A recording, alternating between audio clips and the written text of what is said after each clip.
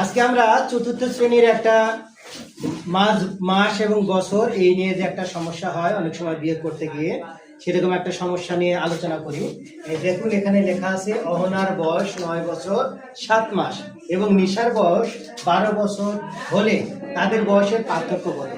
এই অঙ্কটা আমরা যদি করতে চাই তাহলে দেখা যাচ্ছে যে একজনের বয়স বেশি, একজনের বয়স কম।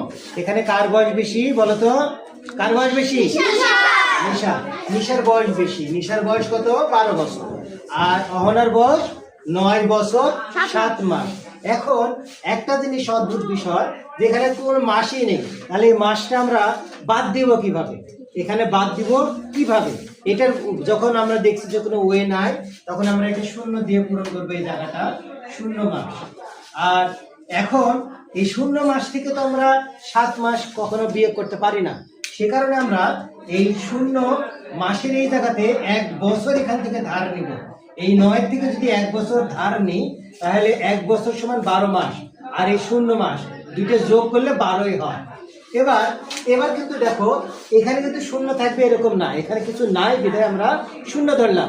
এখানে যদি 2 থাকে 3 থাকে, তাহলে এখানে 3 যোগ হবে, এর সাথে কি হবে? যোগ হবে। যেহেতু এখানে শূন্য আছে সে কারণে শূন্যই যোগ হবে। ঠিক আছে, যোগ হয়ে হলো কত? 12।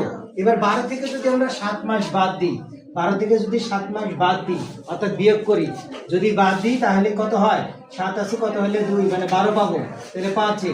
তাহলে এখানে হলো কত? 5 মাস। উত্তর কত হলো? 5 মাস। তাহলে এই যে 5 মাস, এটা কি বুঝতে পারলে তোমরা? কিন্তু আমরা তো এখান থেকে 1 বছর ধার নিয়েছিলাম, সেহেতু আমাদের কি এই 9 থেকে 9 সাথে কি একটা বছর আমরা দেব না? একটা বছর দেব না? তাহলে কত বছর হবে এখানে? 10 বছর। এই 9 কে মনে মনে আমরা 10 ধরে নিব। কত ধরে নিব? 10। এবার উপরে আছে 12, নিচে আছে 10, তাহলে কত পার্থক্য কত হচ্ছে? পার্থক্য কত হচ্ছে বলো? যদি আমরা যদি কি করি, 12 থেকে 10 বছর বাদ দিই, তাহলে কয় বছর হচ্ছে? 2 বছর। উত্তর কি দাঁড়াচ্ছে?